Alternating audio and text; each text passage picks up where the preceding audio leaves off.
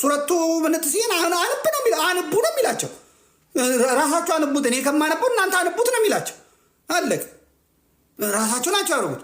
በግብረ ስጋ ግንኙነት ጊዜ በዚህ በኩል ማድረግ የተፈቀደ ነው፣ እንደዚህ ማድረግ እንደዚህ የተፈቀደ ነው፣ አንቡ ነው የሚላቸው። የሴቶች ጉዳይ የክርስትና ሴቶችን የጨቆነ ነው፣ እንደዚህ ምንትስ ያደረገ ነው ሲባል ኧረ ተው እንደሱ አይደለም ይሄን አንቡት ይላቸዋል። ሴት እንደዚህ ናት፣ እርሻ ናት፣ ረሳት፣ እንደፈለክ ረሳት፣ አያገባትም፣ እንደፈለክ በላት። እንግዲህ እንደሱ የሚለው ነው እሱ አንቡት ነው ያላቸው።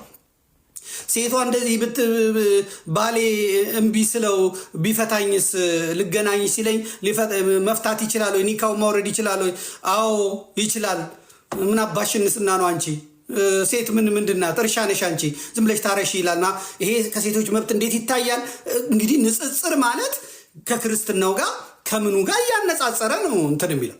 እነሱ ክርስቲያኖች ዘማውያን ናቸው፣ ዝሙተኞች ናቸው። ምንትስዬ ዛዛ ከመሄድ 4 ሚስት ማግባት ምናምናም ሲ 4 አይደለም 11 ነው፣ 7 ነው፣ 6 ነው እያለ ቁርአን ነው እንግዲህ እኔ ያየሁትን ነው የምናገር እንጂ እስልምና እንደዚህ ነው እንደዚህ የሚል ነገር የለው። እነሱ ጫን ብለው ክርስትናውን እንዲህ ሲሉ ነው